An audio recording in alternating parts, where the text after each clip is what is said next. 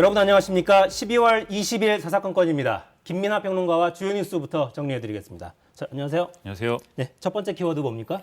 병상도 의료진도 부족입니다. 병상도 의료진도 부족. 이 코로나 위중증 환자가 이제 997명으로 지금 1000명대를 계속 위협하는 숫자가 이 3일간 계속 나오고 있는 그런 상황인데요. 더군다나 오늘부터 초중등 이제 초중고 전면 등교가 또 중단이 됐기 때문에 이와 관련된 여러 가지 소식들을 다뤄보도록 하겠습니다. 네, 중환자 병상 가동률이 전국 기준으로도 이제 80%가 넘어섰고 일반 환자 치료에도 이제 영향을 주겠습니다. 이게 이제 두 가지인데요. 일단 80%가 넘는다는 것은 지금 방역 당국이 얘기하는 거는 80%가 아래라고 한다면 그 정도 수준에서는 버겁게 버텨내면서 좀 여러모로 파장을 좀 줄이는 그러한 대응을 할 수 있다. 그런데 80%가 이제 넘게 되면은 그러면 이제 이 부분과 관련돼서는 아무래도 일반 진료에도 영향을 미칠 수밖에 없다. 이런 얘기를 하고 있는 거고요. 그리고 절대 숫자로 보면은 이 1000명, 위중증 환자가 1000명이 넘게 되면 그러면 또 이것도 아무래도 일반 진료를 봐야 되는 이런 환자들의 여러 가지 진료에도 영향을 미칠 수밖에 없다라고 얘기를 했는데 이 두 가지 기준이 다 지금 상당히 지금 위협을 받고 있고 또 이 기준을 넘고 있는 그런 상황이기 때문에 그야말로 특단의 대책이 이제 필요한 시점이다라는 지적 나오는 겁니다. 네, 의료 체계 부담이 갈수록 커집니다. 네, 오늘 전해철 장관 발언 직접 들어보겠습니다. 정부는 오늘부터 병상 확보 관련 상황을 현장에서 파악하여 신속하게 대응하기 위한 현장 방역 의료 지원반을 운영합니다. 전국 17개 시도에 상주하여 치료 병상 확보 상황을 실시간으로 점검하고 생활치료센터의 추가 발굴, 재택 치료자를 위한 외래 진료센터 설치 등도 현장에서 적극적으로 지원할 방침입니다. 네, 병상 확보에 더 집중하겠다는 취지군요. 그렇습니다. 이게 아무래도 수도권만 따지면 더 병상이 지금 중환자 병상 가동률이 더 높은 상황이고요. 그래서 수도권만 따지면 87.8%, 이제 인천의 경우에는 90%가 넘고 있기 때문에 이런 수도권에 더 집중되어 있는 그러한 이제 환경 이런 것들도 조정을 해야겠고요. 그런데 비수도권의 경우에는 비수도권도 마찬가지로 지금 병상 부족 상황인데 이 절대 숫자가 또 제한적입니다. 절대 숫자가 또 적기 때문에 굉장히 여러모로 세심한 이제 여러 가지 이 대처가 필요한 상황이고요. 그다음에 특수병상이라고 부르는 부분들, 이 투석 환자라든지 또는 산모 이런 경우에는 얼마 전에 뉴스가 나왔습니다만 주말간에 나온 뉴스입니다만 이 지금 이 출산이 임박한 이 산모가 코로나19에 이제 확진된 상황에서 출산할 수 있는 그런 병상을 찾지 못해가지고 결국 이제 구급차에서 이제 좀 출산했다 이런 뉴스도 있지 않았습니까? 이런 것들을 좀 이 여러모로 해결을 하려면 현장에 밀착된 이런 행정이 필요하기 때문에 이런 대책도 이제 시행하겠다라는 취지로 받아들여지고 있습니다. 네, 오늘 대통령도 병상 확충 관련한 특별 지시를 했어요? 그렇습니다. 문재인 대통령도 이 부분과 관련돼서 이제 얘기를 했는데요. 일단 전국의 국립대병원의 진료 역량의 상당 부분을 이제 코로나 환자에 집중해서 진료하도록 하겠다라는 거고요. 그다음에 코로나 진료 관련에 관해서 이제 중증 병상을 운영하고 있는 상급 종합병원에 이 군의관을 투입해서 이 부분을 이제 좀 도와주겠다라는 겁니다. 그리고 이 과정에 민간 병원도 적극적인 협력을 당부를 해서 충분한 재정 지원이라든가 손실 보상 이런 것들을 약속을 하고 있고요. 또 일부 가능한 수도권 공공병원의 경우에는 코로나 전담 병원으로 전환하는 방안까지도 얘기를 하고 있습니다. 네, 오늘 오전에는 서울대병원이 비상체제로 전환한다, 병상을 늘리겠다 이런 뉴스도 들어와 있습니다. 소아청소년 코로나 증가세가 좀 거세서 전면 등교는 일단 오늘 중단이 됐어요. 그렇습니다. 아무래도 이제 소아청소년 관련돼서는 백신 접종률이나 이런 문제가 같이 있기 때문에 최근까지 벌어진 여러 가지 이제 좀 이 감염 발생이나 이런 추이를 보면은 아무래도 늘고 있습니다. 학생들의 감염 사례가요. 그렇기 때문에 그런 부분을 또 포함해서라도 전면 등교는 좀 어려운 상황이 되고 있어서요. 오늘부터 초등학교 1, 2학년과 유치원생은 이제 매일 등교, 그리고 초등학교 3에서 6학년은 정원의 4분의 3, 중학생, 고등학생들은 정원의 3분의 2만 등교 수업을 하게 됐습니다. 네, 다시 한번 말씀드리지만 답은 백신밖에 없습니다. 그렇습니다. 추가 접종, 청소년 접종 좀 서둘러 주시기를 거듭 부탁드리겠습니다. 자, 다음 주제는 뭡니까? 1주택자 부담 늘지 않게인데요.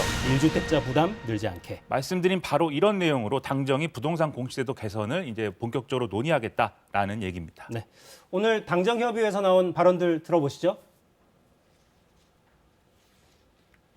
이재명 후보가 약속한 것처럼 공시가격 제도의 전면적 개편도 적극 추진하겠습니다. 공정시장 가액 비율 재조정, 조정재수의 순차적 도입을 서두르도록 하겠습니다. 실수요자에 맞게 조정이 필요한 시점이 되었다 이렇게 생각합니다.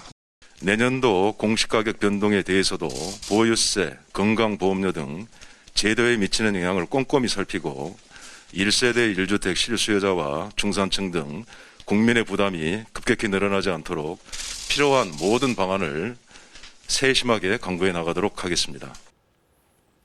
네, 구체적으로 어떤 조치를 하겠다는 건가요?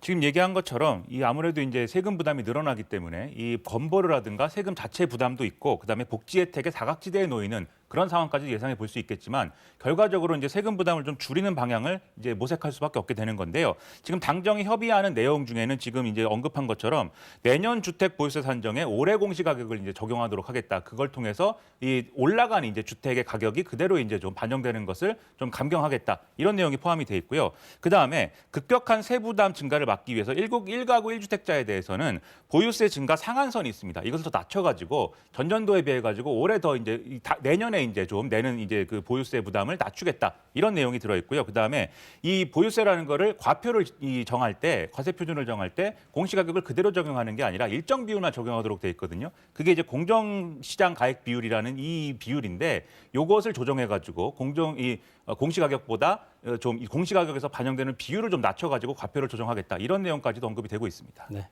야당은 선거용이라고 비판을 하더군요.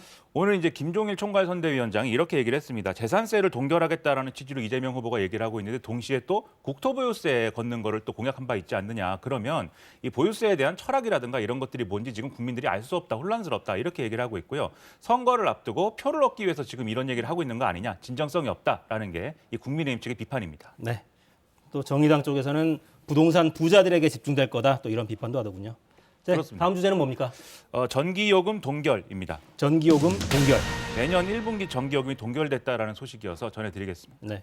국제유가가 지금 많이 오르고 있는데 전기요금은 동결을 하는군요. 말씀하신 부분이 이제 이른바 연료비 연동제라는 걸 우리가 이제 도입을 해가지고 국제 유가라든지 이런 게 오르면 전기요금이라든지 이런 것들도 같이 오르게 이제 설계를 한 것인데 아무래도 올해 같은 경우에는 코로나19 상황도 있고 또 내년 같은 경우에 이제 좀 물가 급등이라든가 인플레이션 압력이 상당히 이제 좀 우려가 되기 때문에 그래서 일반 가정용 고객이 내는 요금을 현재 킬로와트 시당 88.3원으로 유지를 하겠다라고 일단은 발표를 한 상황이거든요.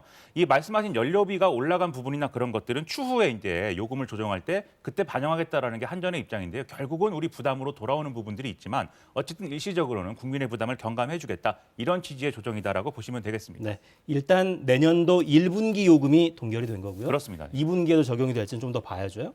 그 도시가스 요금 인상 여부도 오늘 발표가 될 걸로 알려져 있었는데 오늘 이런 흐름이기 때문에 전기요금을 동결해야 되는 이유도 마찬가지로 가스요금도 그러면 동결하는 어떤 근거가 되지 않겠느냐라고 전망이 됐는데요. 아직 이 부분은 발표가 되지 않고 있는 상황으로 보입니다. 네.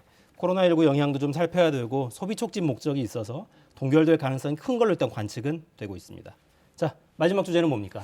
의류수거함에서 발견인데요. 이 경기도 오산시에서 의류수거함에서 영아가 숨진 채 발견된 이 사건 때문에 또 여러모로 논란이 되고 있습니다. 탯줄이 달린 채로 발견이 됐다면서요? 그렇습니다. 19일 밤 11시 반쯤에 오산시 걸동의 한 의류수거함에서 헛옷을 수거하던 남성이 이 영아를 발견해서 이제 경찰에 신고를 한 그런 상황인 건데요. 알몸 상태로 수건에 쌓여 있었고 말씀하신 대로 탯줄이 달려 있다고 합니다. 그러면 이런 정황을 볼 때 아직 좀 추적을 해봐야겠습니다만 경찰이 CCTV를 추적을 하고 있습니다만 산모가 이렇게 유기했을 가능성이 좀 있어 보이는데 이 점에 있어서 좀 우리 사회 같이 고민할 필요도 있는 것 같아요. 이 산모의 어떤 무책임이나 이런 걸 나중에 또 얘기할 수 있겠지만 왜 그 산모는 이 아이를 버릴 수밖에 없었는가에 대해서도 한번 돌아볼 대목이어서 뭐 지켜봐야 되겠습니다만 그런 얘기까지도 할 수 있는 사건이 아닌가 이렇게 생각이 됩니다. 네. 또 어떤 사연이 있을까요? 네. 김민하 평론가 수고하셨습니다. 고맙습니다.